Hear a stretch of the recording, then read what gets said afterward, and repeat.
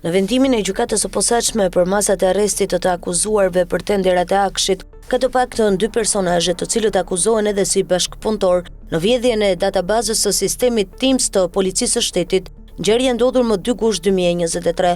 E para që shfaqet është Ervina Gjana, drejtore e Drejtorisë për Hetimet e Krimeve Kibernetike, emëruar në këtë post pikërisht më 2 gusht 2023, pra në ditën e krimit. Përfund njërës nga fotot që gjende në vendimin e gjykatës shkruhet Ergys Agasi, flet në telefon. O mo vlla, qa bën, mirë jeti? Mirë. Shiko tashi, do të vi Ervina se do të bëhet një aksion për disa falsifikime. Ervina u katapultua në majtë të Policisë së Shtetit në postin e drejtores për hetimet e krimeve kibernetike në kohën kur ministër ishte Taulant Balla dhe drejtori i përgjithshëm Muhamet Trumbullaku. Sipas Ballës, Ervina ishte pjesë e një ekipi të ri brenda drejtorisë së përgjithshme të policisë që ka marrë përsipër nga qershori 2023 një ndryshim tërësor të mënyrës së administrimit teknik dhe të sigurisë. Procedura e emërimit të Gjanës ishte funde krye në shkelje të ligjeve për emërimet në Policinë e Shtetit. Gjithçka e shtypur me këmbë, nisur nga kushti kryesor. Ajo kishte përfunduar studimet për inxhinieri informatike, ndërkohë që drejtoria për hetimet e krimeve kibernetike ishte një strukturë hetimore. Në kuadër të hetimit të SPAK për tenderat e Akshit, hetuesit e BKH vendosën të kontrollonin banesën e Ervina Gjanës dhe bashkëshortit të saj Renato Hristiç. Ata kishin të dhëna të sakta se bashkëshorti i Ervina Gjanës ishte lidhje Ergys Agasit, herë në rolin e shoferit personal, herë në ndonjë rol tjetër. Po kështu, hetuesit kanë dyshime se i njëjti personazh, pra Ergys Agasi, përmes drejtores Gjana, thinte në lëvizje strukturat e hetimit kibernetik për të goditur biznese të ligjshme apo grupe kriminale rivale, me qëllim largimin e tyre nga veprimtaria ku ai apo miq të tij kishin interesa. Për këtë arsye, hetuesit kanë veçuar apo zgjedhur pjesën e përftuar nga videot që Agasi i bënte vetes ku thuhet: "Shiko tash do vi Ervina se do bëhet një aksion për disa falsifikime", me vazhdimin që nuk është në foto dhe që të mos dali fjala se duan me i plas mrena, kuptoti?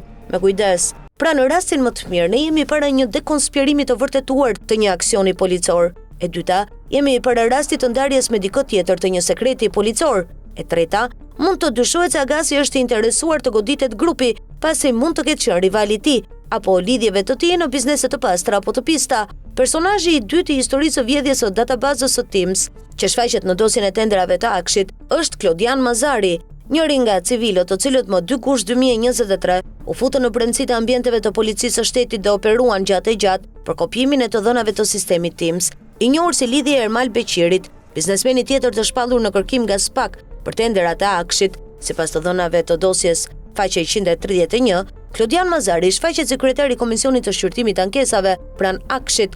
Sipas hetimit, Klodian Mazari dhe 2 anëtar të tjerë të këtij komisioni kanë marrë në shqyrtim ankesën e kompanisë Advanced Business Solution të biznesmenit Gerond Meçe, të njëjtit që u mor peng nga grupi kriminal që kishte privatizuar tenderat e Akshit. Po sipas hetimit, Klodian Mazari dhe 2 anëtarët e tjerë të Komisionit të Shqyrtimit të Ankesave kanë sajuar një argument jo ligjor për të hedhur në kosh ankimimin e kompanisë Gerond Meçes. Saktësisht, arsyetimi ligjor i KSH është haptazi pa bazuar, pasi nuk ka një bazë ligjore apo referim në ndonjë normë ligjore konkrete.